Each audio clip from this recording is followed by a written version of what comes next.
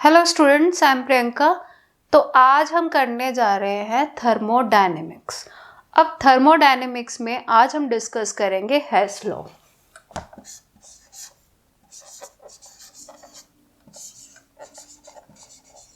अब हेस लॉ क्या होता है? जैसे कि कोई फिजिकल या केमिकल प्रोसेस हो रही है, जैसे कि कार्बन डाइऑक्साइड की फॉर्मेशन, वो हम कैसे कर सकते हैं? जैसे अब मान लीजिए कि एक प्रोसेस है, कार्बन प्लस ऑक्सीजन मिलके बनाता है कार्बन डाइऑक्साइड। तो हमें ये देखना है कि इसकी फॉर्मेशन हम करना चाहते हैं। अब इसकी फॉर्मेशन जो है एक स्टेप में भी हो सकती है, ठीक है। अगर हम इसे करना चाहें तो ये हमारे 2 स्टेप भी ले सकती है। तो इन दोनों स्टेप में क्या है, बनेगा हमारा सेम चीज, क्या? Carbon dioxide. अब कार्बन डाइऑक्साइड बन रहा है तो उसका पहला स्टेप देख लेते हैं, जिसमें एक लाइन में ये हमारा कंप्लीट हो जाए। जैसे ये वाला, carbon plus oxygen gives carbon dioxide. अब इसकी जो एंथैल्पी है वो हम मान लेते हैं कि वो डेल्टा HF है। अब हम इसी की फॉर्मेशन, कार्बन डाइऑक्साइड की फॉर्मेशन 2 स्टेप में करना सीखते हैं। तो क्या होगा, carbon plus oxygen gives carbon monoxide. Carbon monoxide plus oxygen gives carbon dioxide. अब इस प्रोसेस में और इस प्रोसेस में हुआ क्या, बना हमारा एंड प्रोडक्ट कार्बन डाइऑक्साइड। यहाँ भी हम देख सकते हैं कि हमें कार्बन डाइऑक्साइड ही मिला, ठीक है। लेकिन क्या हुआ कि इधर ये एक स्टेप में ही कंप्लीट हो गया, जो मैंने पहले डिस्कस किया था, और यहाँ पे इसे कंप्लीट करने के लिए मुझे 2 स्टेप लगे। तो जैसे कि कार्बन डाइऑक्साइड एंड प्रोडक्ट बनता है तो उसको हमें क्या है, 2 स्टेप में कंप्लीट किया। पहले कार्बन से कार्बन मोनोऑक्साइड बनाया गया और उसके बाद कार्बन मोनोऑक्साइड को फिर से ऑक्सीजन से रिएक्ट करके कार्बन डाइऑक्साइड बनाया गया। तो इसमें क्या है कि मुझे ये ही प्रोसेस कंप्लीट करने के लिए 2 स्टेप्स की ज़रूरत पड़ गई, ठीक है। तो अब हम क्या है, इस केस में जैसे इस डायग्राम से समझ लेते हैं। मान लो कि ये है मेरा प्रोडक्ट कार्बन और मुझे चाहिए कार्बन डाइऑक्साइड, ठीक है। तो फर्स्ट स्टेप में क्या हुआ कि ये प्रोसेस मेरा एक ही बार में कार्बन डाइऑक्साइड दे दिया। बट सेकेंड वाले प्रोसेस में मेरे साथ क्या हुआ कि पहले मुझे कार्बन से मिला कार्बन मोनोऑक्साइड और फिर मुझे कार्बन मोनोऑक्साइड से कार्बन डाइऑक्साइड मिला। तो बेसिकली क्या हुआ, यहाँ पे 1 स्टेप 2 स्टेप्स। तो 2 स्टेप में जाके मेरा ये मुझे कार्बन डाइऑक्साइड दिया। पर यहाँ पे क्या हुआ कि मैंने कार्बन को रिएक्ट कराया ऑक्सीजन से और एक ही स्टेप में मेरा ये कार्बन डाइऑक्साइड मुझे दे चुका। तो इस तरीके से हम ये कह रहे हैं कि ये मेरा 1 स्टेप में कंप्लीट हुआ और ये प्रोसेस मेरा 2 स्टेप में कंप्लीट हुआ। तो ये हमारा कहना था। अब इन दोनों में हेस लॉ मेरा क्या कहना चाहता है? हेस लॉ मुझे ये बता रहा है कि इसकी जो डेल्टा ऑफ फॉर्मेशन है, डेल्टा ऑफ एंथैल्पी है, वो सेम रहेगी। मतलब कि इससे जो मुझे डेल्टा HF मिला और इससे जो मुझे डेल्टा HF मिला, वो दोनों चीज़ें मुझे सेम मिलेगी, चाहे वो 1 स्टेप लेके करे, चाहे वो कंप्लीट हो 2 स्टेप्स में, ठीक है, यहाँ तक।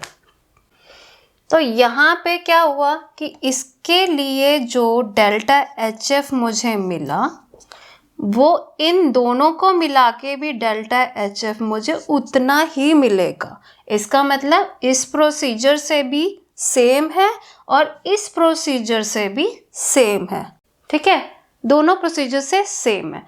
तो मान लो कि मैंने इसको डेल्टा H1 डाला और सेकेंड स्टेप में मैंने डाला डेल्टा H2। यहाँ से मुझे मिला डेल्टा H1 और यहाँ से मुझे मिला डेल्टा H2। और इन दोनों में यहाँ पे मुझे डेल्टा HF की वैल्यू कैसे मिलेगी?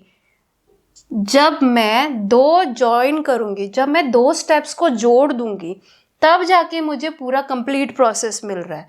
तो यहाँ पे मुझे डेल्टा HF मिलेगा delta H1 plus delta H2, ठीक है। तब मुझे यहाँ से डेल्टा HF मिल रहा है। और पहले वाले स्टेप में क्या हुआ था कि एक ही बार में मुझे डेल्टा HF मिल गया था, ठीक है। पर इससे हमें कोई फर्क नहीं पड़ेगा, यहाँ पे दोनों ही केसेस में मेरे पास डेल्टा HF सेम ही आया। यही हेस लॉ हमें बताना चाहता है। तो अब हम हेस लॉ की डेफिनेशन समझते हैं। तो हेस लॉ की जब डेफिनेशन समझते हैं, सबसे पहले उसकी हम लिखी हुई लाइन समझेंगे, ठीक है। उसको डिस्कस करते हैं धीरे धीरे आराम से। तो हेस लॉ है the enthalpy change in a chemical or physical process is same whether the process carried out in one step or in several steps. तो कहना क्या चाहता है कि एंथैल्पी चेंज, एंथैल्पी मतलब क्या होता है पहले हम ये समझते हैं। एंथैल्पी मतलब होता है एनर्जी चेंज। जब आपने कोई प्रोसेस करना है तो वो इनिशियल स्टेज पे क्या होता है और फाइनल स्टेज पे वो कुछ और होता है। तो उस दोनों के बीच में, मतलब इनिशियल और फाइनल के बीच में जो एनर्जी के अंदर चेंज आया, दैट इज एंथैल्पी। तो एंथैल्पी चेंज होता है हर केमिकल प्रोसेस में या फिजिकल प्रोसेस में। जैसे कि अब हम फिजिकल प्रोसेस की बात करते हैं, तो फिजिकल प्रोसेस क्या होता है? फिजिकल प्रोसेस मतलब you can see the difference in, या you can see the change, है ना, फिजिकली, ठीक है। तो जैसे कि आइस का एग्जांपल लेते हैं, ठीक है। आइस क्या है? पानी है हमारे पास, उसको हमने फ्रीज किया। फ्रीज करने के बाद वो हमें क्या दिखता है? आइस क्यूब बन जाता है, ठीक है। तो बेसिकली पहले वो लिक्विड था, आइस क्यूब इज सॉलिड। तो आप उसका डिफरेंस देख सकते हैं कि वो लिक्विड से चेंज हो गया सॉलिड में, तो दैट इज फिजिकल चेंज। तो वो कैसे होता है? Because of energy change. उसने कुछ एनर्जी ली जिस वजह से वो लिक्विड से चेंज हो गया सॉलिड में, ठीक है। तो वो फिजिकल चेंज हो गया। अब कुछ होता है केमिकल चेंज। अब क्या है? कार्बन है, ठीक है। कार्बन और कार्बन डाइऑक्साइड में चेंज आ गया। क्या चेंज आ गया? कार्बन में ऑक्सीजन ऐड हो गया जिस वजह से वो अब कार्बन डाइऑक्साइड बन गया। तो ये है एक केमिकल चेंज, ठीक है। तो जैसे कि किसी भी प्रोसेस को जब हम करते हैं तो उसमें या तो कुछ ना कुछ केमिकल चेंज आएगा या कुछ ना कुछ फिजिकल चेंज आ गया। तो हमने इन दोनों के बारे में डिस्कस किया।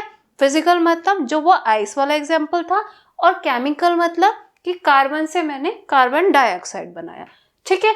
तो मैं बात कर रही थी कि एंथैल्पी चेंज होती है किसी भी केमिकल या फिजिकल प्रोसेस में। इतना आप समझ गए, ठीक है। अब वो चेंज जो है वो जो ये चेंज हो रहा है वो कई बार एक स्टेप में भी हो सकता है और दो स्टेप भी ले सकता है, ठीक है। एक स्टेप में कैसे होगा? मतलब यहाँ पे मैं रिएक्शन देख लेती हूँ। Carbon plus oxygen gives carbon dioxide. तो क्या हुआ?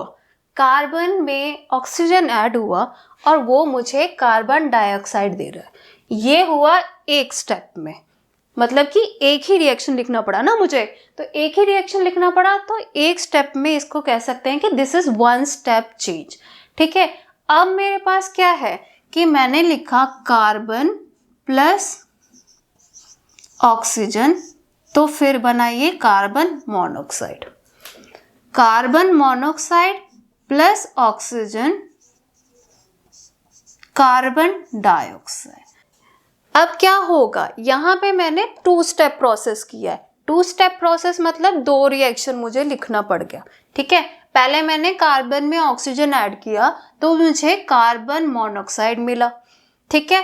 फिर मैंने कार्बन मोनोऑक्साइड में ऑक्सीजन ऐड किया तो मुझे कार्बन डाइऑक्साइड मिला। अब यही चीज मैं यहाँ देखती हूँ। कैसे? कार्बन में ऑक्सीजन ऐड किया, कार्बन मोनोऑक्साइड मिला।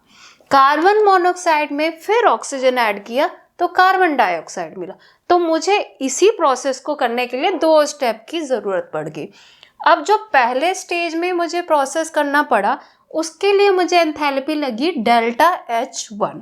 इसका मतलब कार्बन से कार्बन मोनोऑक्साइड बनाने के लिए मुझे लगा डेल्टा H1। अब क्या हुआ, कार्बन मोनोऑक्साइड से कार्बन डाइऑक्साइड बनाया तो इस प्रोसेस के लिए मुझे लगा एंथैल्पी चेंज डेल्टा H2। तो यहाँ पे मैंने लिखा कार्बन मोनोऑक्साइड, उससे बनाया कार्बन डाइऑक्साइड और ये मिला मुझे डेल्टा H2। ठीक है, तो इसका मतलब क्या है कि ये कंप्लीट प्रोसेस करने के लिए मुझे 2 स्टेप्स की ज़रूरत पड़ी, एक डेल्टा H1 और दूसरा डेल्टा H2। तो मुझे ये अगर चाहिए कंप्लीट तो मुझे इन 2 प्रोसेसेस को ऐड करना पड़ेगा। अब आप ये समझ गए कि क्यों मुझे ये दोनों प्रोसेस ऐड करने पड़े। प्रोसेस को ऐड इसलिए करना पड़ा क्योंकि मुझे एंड प्रोडक्ट कार्बन डाइऑक्साइड चाहिए और वो मुझे एक स्टेप में नहीं मिला, तो उसे करने के लिए मुझे 2 स्टेप की ज़रूरत पड़ी।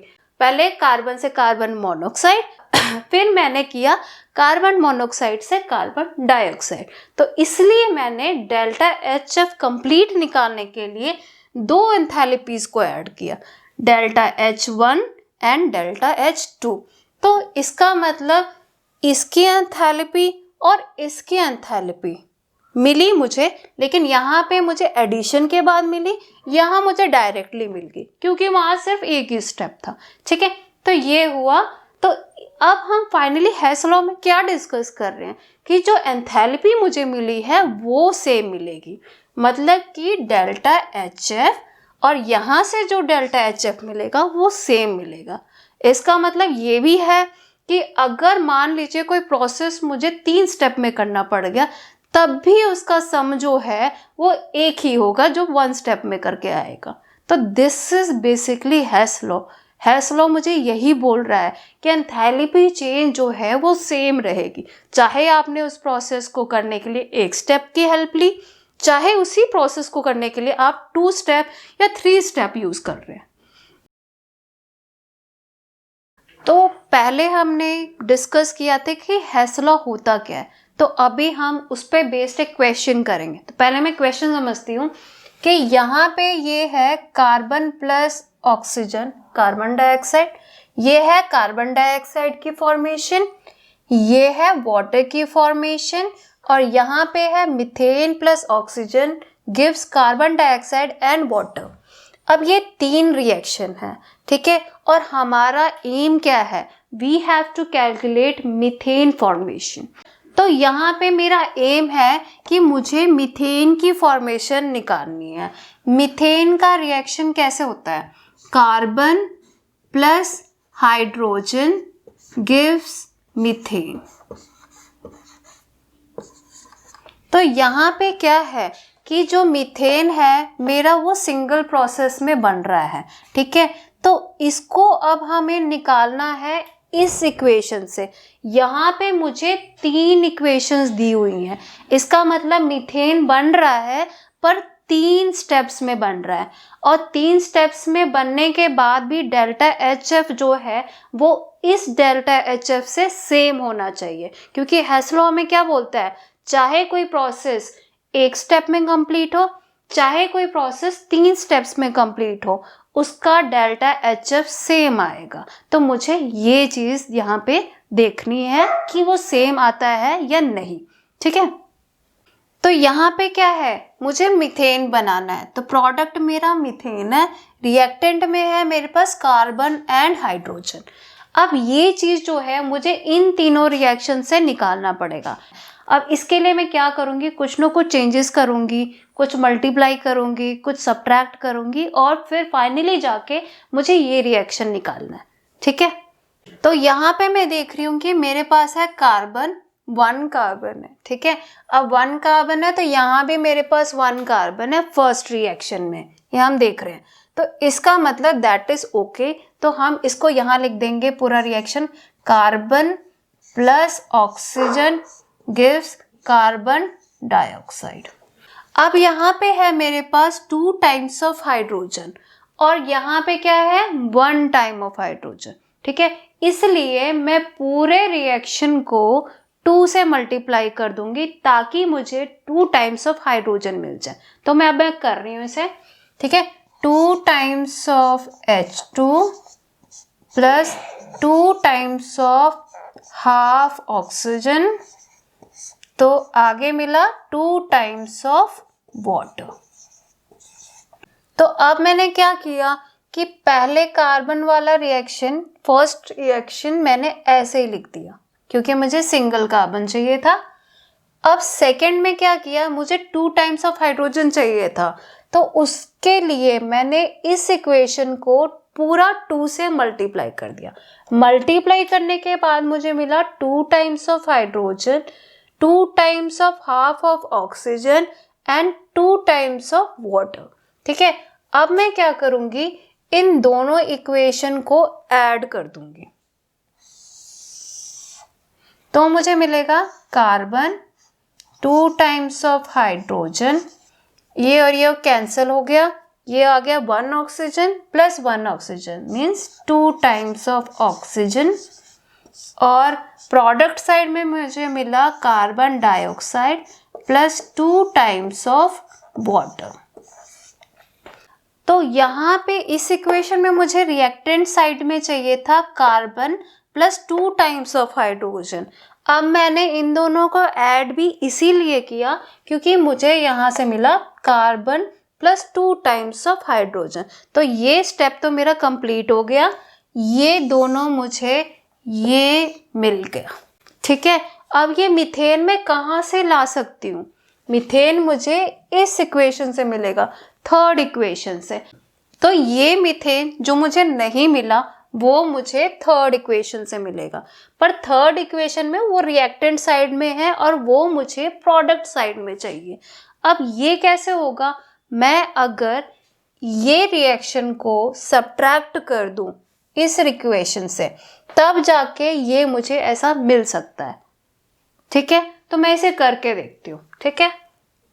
तो यहाँ पे मैंने थर्ड इक्वेशन लिखी, CH4 plus 2 times of oxygen और प्रोडक्ट में है carbon dioxide plus 2 times of water. अब क्या है, इस इक्वेशन को अगर मैं ध्यान से देखूं तो ये मेरा रिएक्टेंट साइड में है और मुझे क्या ये प्रोडक्ट साइड में चाहिए। तो उसके लिए मैं क्या करूँगी, इन दोनों इक्वेशन को सब्ट्रैक्ट कर दूंगी। सब्ट्रैक्ट करने से मुझे क्या फायदा होगा, यहाँ पे carbon dioxide minus carbon dioxide cancel, 2 times of water minus 2 times of water cancel, यहाँ भी वही होगा, इधर सब्ट्रैक्ट इधर सब्ट्रैक्ट, ठीक है। 2 times of oxygen minus 2 times of oxygen cancel. अब क्या हुआ, यहाँ पे ये माइनस साइन है CH4। तो मैथमेटिक्स में क्या होता है, जब कोई चीज़ आपके राइट हैंड साइड होती है और उसको अगर हम लेफ्ट हैंड साइड लेके जाते हैं तो उसका साइन चेंज होता है। अगर वो पॉजिटिव की नंबर है तो वो नेगेटिव बन जाएगी उधर जाके, और अगर वो नेगेटिव नंबर है तो उस साइड जाके वो पॉजिटिव बन जाता है। तो इसका मतलब क्या है, मेरा मीथेन यहाँ नेगेटिव है, तो ये जब इक्वल टू के उस साइड जाएगा तो ये पॉजिटिव बन जाएगा। तो मेरा एम क्या था कि मुझे मीथेन ही चाहिए था पॉजिटिव में और वो भी प्रोडक्ट साइड में। तो यहाँ से मैं सॉल्व करती हूँ इसको। तो ये है मेरा C plus 2 times of hydrogen और मीथेन जो है वो मेरा उस साइड गया तो वो पॉजिटिव बन गया, तो इक्वल टू के इस साइड आके ये पॉजिटिव मीथेन बन चुका है, ठीक है। अब क्या था, अब आप देख सकते हैं कि हम जो चाहते थे वो हो गया, ठीक है। मीथेन मेरा प्रोडक्ट साइड में है और कार्बन प्लस हाइड्रोजन मेरा रिएक्टेंट साइड में।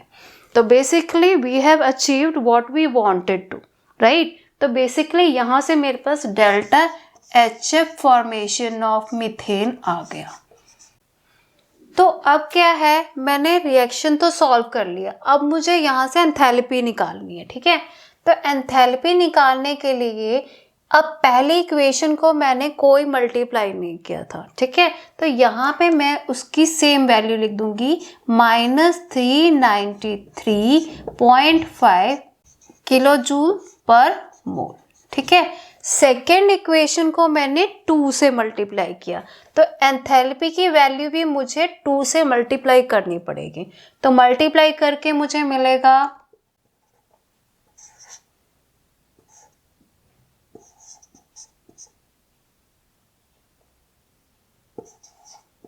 -571.6 किलो जूल पर मोल। अब नेक्स्ट स्टेप में मैंने रिएक्शन को ऐड किया था, तो एंथैल्पी की वैल्यू भी मुझे ऐड करके मिलेगी। तो ये बनेगा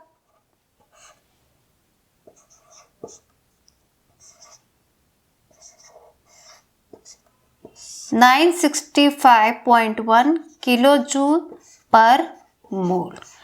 अब मैं नेक्स्ट स्टेप में जाती हूँ।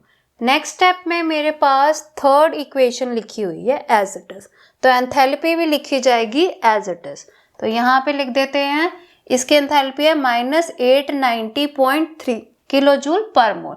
तो यहाँ लिख देती हूँ -890.3 किलो जूल्स पर मोल।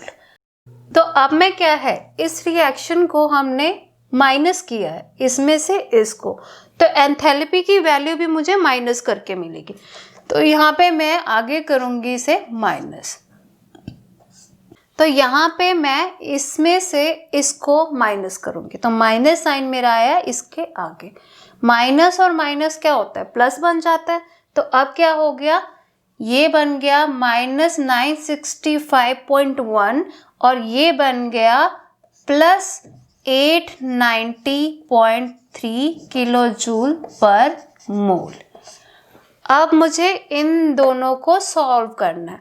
अब एक नंबर मेरा नेगेटिव है और एक नंबर मेरा पॉजिटिव है, तो ये दोनों आपस में सब्ट्रैक्ट हो जाएंगे। तो 965.1 में से माइनस हुआ 890.3, तो सब्ट्रैक्ट करके मुझे मिलेगा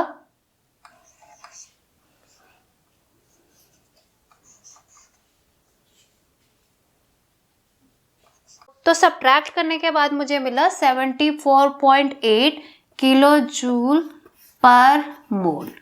अब मैं साइन चेक कर लेती हूँ। बड़ा नंबर है 965 और उसके साथ साइन है माइनस, तो मेरे आंसर के साथ भी माइनस का साइन लगेगा। तो यहाँ पे मैंने ये वैल्यू निकाल ली। Enthalpy of formation of methane is equal to -74.8 kilo joule per mole.